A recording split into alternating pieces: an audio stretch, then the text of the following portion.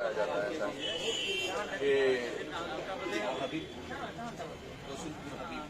रसूलपुर हबीबी के रहने वाले वहाँ पर एक लड़के ने उसको बार बार छेड़ा।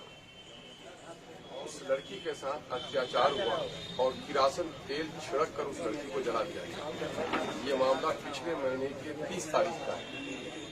शासन, प्रशासन और पुलिस की पूरी विफलता या एक खास साजिश के तहत इस अमानवीय घटना की खबर मीडिया तक भी पहुंचने नहीं लगी। और जब वो लड़की हयात और मौत की लड़ाई हॉस्पिटल में लड़ रही थी, कई लोगों ने इस खबर को दूसरे जराये से बाहर निकाला, तब ये खबर सामने में आई है।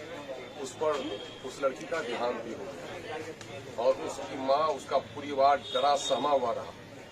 कुछ एनजीओ के लोगों ने उसके नाम से फर्जीवाड़े भी किए, बाहर से पैसे भी मंगवा लिए और इस घटना के बारे में गलत सूचनाएं भी दी कि नहीं साहब, पुलिस गिरफ्त कर रही है और पुलिस वो है अपराधी को पकड़ रही है। हालांकि अपराधी अब तक पकड़ में नहीं आ सका है। ये पूरे तौर पर समझिए कि सत्ता पक्ष के लोगों की उसको सह हासिल है, जिसके नतीजे में पुलिस ने अब तक कार्रवाई नहीं की। कल हमारी पार्टी की ओर से उसके घर पर भेजा गया।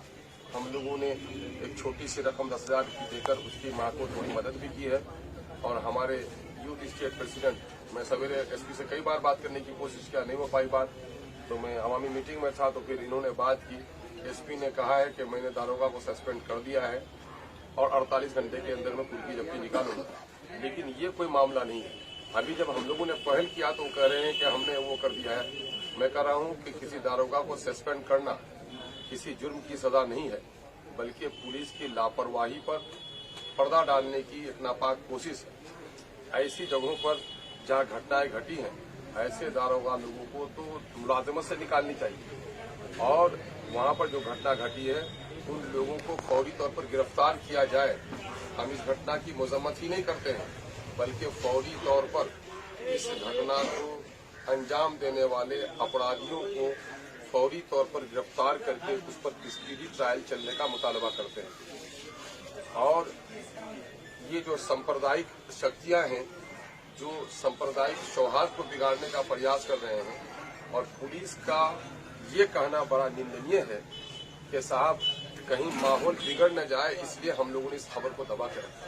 इतनी बड़ी सच्चाई को मेरा सीधा आरोप है कि ये बच्ची अगर माइनॉरिटी की नहीं होती, किसी दूसरे समुदाय की होती, ये खबर छुपाई नहीं जाती, बल्कि ये खबर उछाली जाती। लेकिन चूंकि माइनॉरिटी और दलित और कमजोर तबकात के साथ जब भी अत्याचार होता है, उसमें न जाने क्यों चुप्पी साधी जाती है, उसमें न जाने खबरों को क्यों छुपाया जाता है और उसमें न जाने प्रशासन के लोग अपनी जिम्मेदारी क्यों नहीं अदा कर रहे हैं। लगता है कि अक़लियतों को, दलितों को, पिछड़ों के दरमियान में भय का वातावरण, और ऐसा भय का वातावरण कि एक बेटी की जान भी चली जाए वो भी खबर न बन पाए। मैं समझता हूं कि मीडिया के लिए भी बड़ी चुनौती है। लोकतंत्र में मीडिया की आजादी पर एक सवाल खड़ा होता है। जब घटना घटे वो खबरें मीडिया में न आ पाए, इतना सेंसर गवर्नमेंट की तरफ से हो, तो लोकतंत्र की उस बच्ची की हत्या तो हुई है नापाक इरादों से। अगर मीडिया पर भी इतना सेंसर हो तो उस देश में लोकतंत्र की हत्या से कोई नहीं बचा सकता लोकतंत्र। ये हमारे लोकतंत्र के लिए एक बड़ा सवाल है। इतनी बड़ी घटना घटी, सीता की आबरू लूटी और जनता को खबर तक नहीं हो पाई, मीडिया में खबर नहीं आई। पुलिस वाले जालिम ये कहते हैं कि साहब माहौल बिगड़ न जाए। माहौल तो बिगड़ता है किसी का रेप करने से, किसी को जलाने से। माहौल नहीं बिगड़ता है किसी मुजरिम को पकड़ने से। मुजरिम को आपने छूट दे के रखा, अभी कहते हैं 48 घंटे में। हमारी टीम वहां दौरा भी करेगी अनकरीब असेंबली में, और सरकार के सामने में इस बात को हम लोग पेश भी करेंगे। और जब तक उसका इंसाफ नहीं मिल सके, स्पीडी ट्रायल करके जालिम को सजा दी जाए और ऐसे लोगों को जान के बदले में जान की सजा मिलनी चाहिए। और सरकार की नाकामी के कारण इस बच्ची की हत्या हुई, रोज बरोज देखा जा रहा है। मुजफ्फरपुर और हाजीपुर वैशाली के इलाके में कई घटनाएं ऐसी घटी है। छपरा में पिछले दिनों में जनुद्दीन अंसारी को भी वो हुआ है। तो आखिर सत्ता के नाक के नीचे ये सारी घटनाएं हो रही हैं। इन घटनाओं ने एक बड़ा भय का वातावरण पैदा कर दिया है। हम लोग मुतालबा करते हैं कि इस लड़की के परिजनों को 20 लाख रुपया मुआवजा दिया जाए और जिस थाना क्षेत्र में कांड हुआ है वहां के पुलिस को सस्पेंड नहीं बल्कि नौकरियों से बर्खास्त किया जाए। जब तक पुलिस के लोगों को ऐसी सजाएं नहीं मिलेंगी तब तक समाज में न्याय स्थापित नहीं हो सकता है।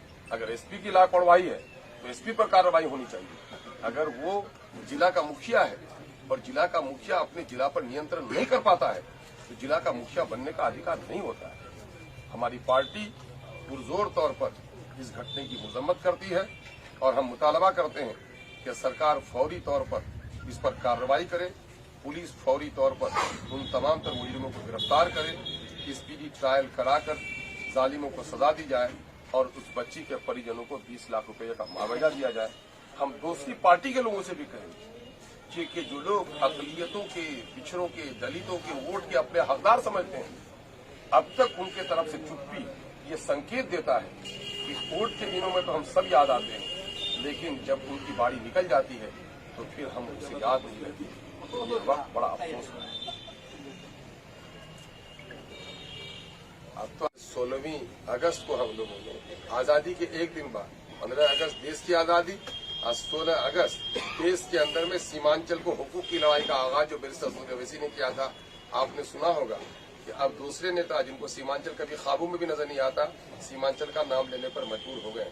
और आज के दिन में जबकि किसी भी मुस्लिम अकलियत के किसी एक आदमी को मंत्रिमंडल में न देकर लोकतंत्र में ये बता दिया गया है कि सबकी साझेदारी नहीं है बल्कि विशेष लोगों की साझेदारी की सरकार है ये, लेकिन फिर भी कहीं न कहीं सीमांचल का डर और खौफ सता रहा है सत्ता पक्ष को भी कि मजबूरी में भी कम से कम सीमांचल में उप मुख्यमंत्री का मुकाम उनको देना पड़ा है। और ये सीमांचल के लोगों की बेदारी का एक बड़ा सबूत है कि अब दिल्ली में, पटने में बैठे हुए लोगों को सीमांचल की लोगों की आवाज सुनाई दे रही है।